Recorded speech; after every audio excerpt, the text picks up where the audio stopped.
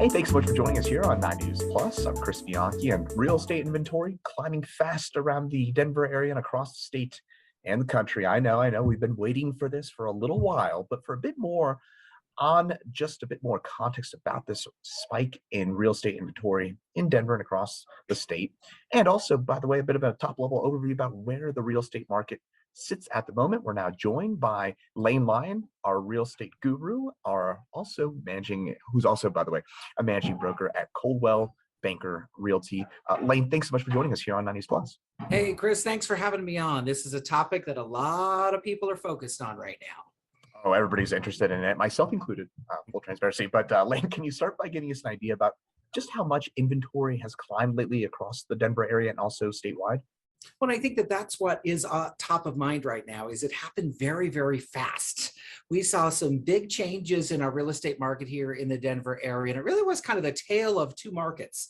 You know, when we started off the year, we had very, very different conditions, very tight inventory, hardly anything could be found on the market. That created a lot of pressure, a lot of buzz, a lot of people who were writing offers, a lot of competition, brought the prices up. Sellers were really banking 100,000, 200,000 over asking price in some parts of our area. And then June comes along and it becomes an about face. And really what's behind it is the interest rates and how they are indirectly tied to our mortgage rates. And so as interest rates were hiked up by the Fed, we saw the same thing happen with the banks when it comes to mortgage rates. Of course, it's all a response to inflation, which we all know has gotten high. So as the government tries to bring that down, increasing interest rates is really one valve that they're using. So what happened is we had a market that was full of a lot of urgency, buyer demand moving very quickly because the government had warned us these rates are not going to stay historically low forever. They will be going up. And so that's what caused a lot of the demand, particularly at the beginning of this year. And then all of a sudden, when the rates went up, we all felt this like seismic shift in our market. And what that meant was inventory started coming on, started staying on a little bit longer. Buyers who were still out in the marketplace, having a few more options, less competition. Houses that were taking 20 offers in February, March are now on the market 1 to 2 weeks. And sellers are kind of wondering where everyone went. But the reality is it just has kind of stabilized. And that's a word that I like to use, normalized. Chris, a lot of people are talking about the market cooling. And yes, it is changing, it is cooling, but I will say that I kind of think of it as that oven that you can heat up to 525 degrees. That's hot. And then you cool it to 325 or 375 to bake a cake. It is cooling, but it's still really effective for baking cake. So we're not in any kind of danger zone. We don't have any indications of a bubble bursting, but yes, we're seeing more inventory, and that is creating a lot of conversation here in the metro area. Well, it's all fascinating. It's a great overview and a great outlook. How does what we're seeing in the Denver area and statewide compare to what's going on nationally? Is it roughly on par, or are there big discrepancies between here and the rest of the country? Sure, we are seeing kind of in general across the country, this shift. Mortgage rates going up, inventory increasing a little bit, not as many offers, not as high over the asking price. It is just a reaction to what is mainly the mortgage rates. Now, Colorado is a little bit unique. We know that we have something special here, and we have a lot of people moving here. And that's what always keeps Colorado and the Denver metro in particular a little bit more afloat, even during down periods or shifting periods, correcting periods, even the Great Recession of 08 and 09.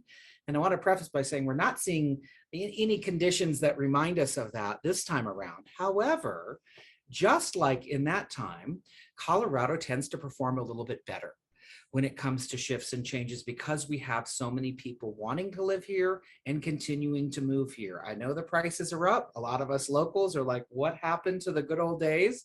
Things are a lot more expensive now, but we have a lot of interest still coming in. And our president here at Coldwell Banker has long said, as long as people still want to live in Colorado, our housing market will stay intact. And I very much agree. And I think we're seeing that. So I think the conditions are being felt across the country, but here in Colorado, not quite as severe as maybe other states that are may have been overvalued. Boise, Idaho is one where they saw a lot of increase in prices, and now they're starting to settle down. We're a little bit more stabilized and normalized here, even with some price reductions to keep in mind. Well, I guess with that in mind, you mentioned the pricing there at the end a little bit. How would you characterize the prices here across the metro area? Would you call it stabilizing, leveling off, going down, going up still? How would you characterize it? Yeah, I would say normalizing. You know, it is not normal to sell your house in 3 minutes on the first day it's on the market. And I know that that was super exciting, and it became the norm for really the last year and a half to 24 months, where there was so much demand that anytime a house went on the market, it went for over asking. Likely, if it was priced correctly, there was more than one person who wanted it, and there was a lot of demand. Now we're seeing a normalizing. We're seeing houses that are on the market for a couple weeks before they go under contract. As a seller, it feels like something's wrong. From a historical context, this is more normal of what we might expect in a normal market. You know, Chris, I chuckle because when we were dealing with very, very tight inventory situation at the beginning of this year, there were people complaining, we can't sustain this. This is not normal. We can't deal with this. There's people who are getting priced out. They've written 12 offers. They still can't get under contract with the house. And now we shift, although sudden, we're starting to hear kind of gripes in the same way. Well, we're not getting as many offers now. It's not like the days before.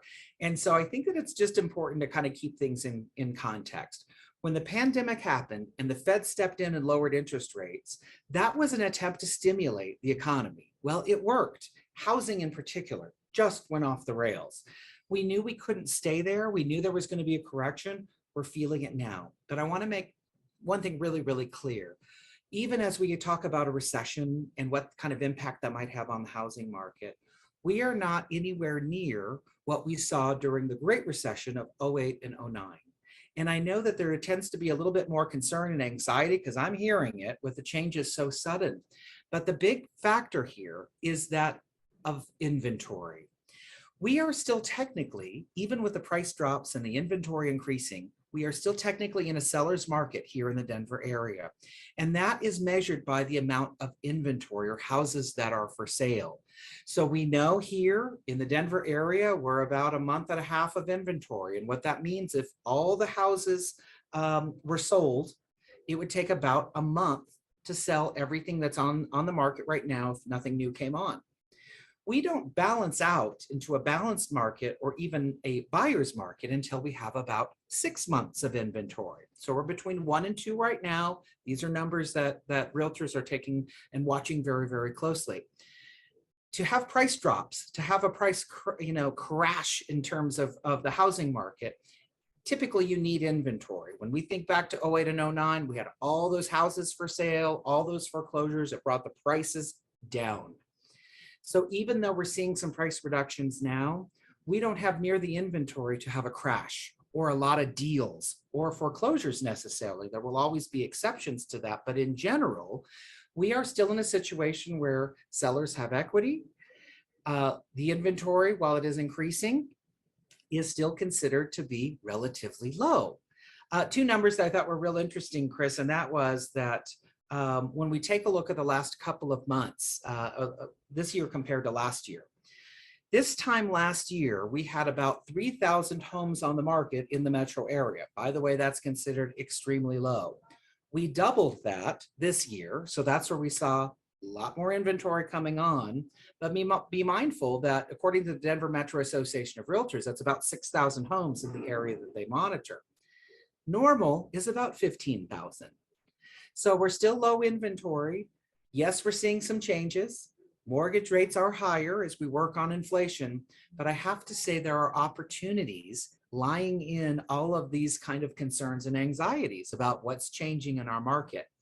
If you, Chris, were a buyer who lost out to 20 offers, couldn't find a home, no inventory, really was struggling with the market, this is the time for you to come back because now you're not competing as much.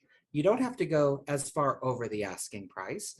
And while your mortgage payment may be a little bit higher, you're not having to bring $100,000 in cash over the asking price to win the deal. So I like to say, and we're starting to hear it more out there, there's this great expression, which is marry the house, date the interest rate, because you can get the house and the price will stay the same, but you can always refinance that interest rate later when rates come down. And we know one thing about real estate, it's very cyclical. At some point, the rates will come back down and you can refinance.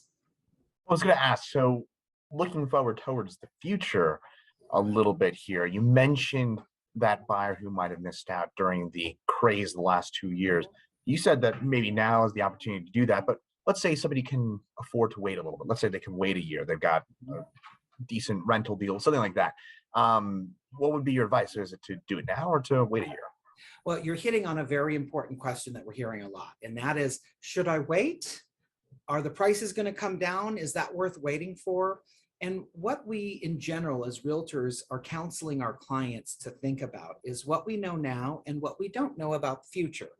We don't have a crystal ball. It's not as clear, but we can only go on the information that we have at present. Right now, we know that our mortgage rates for conforming loans, 30-year loans, between 5 and 6%.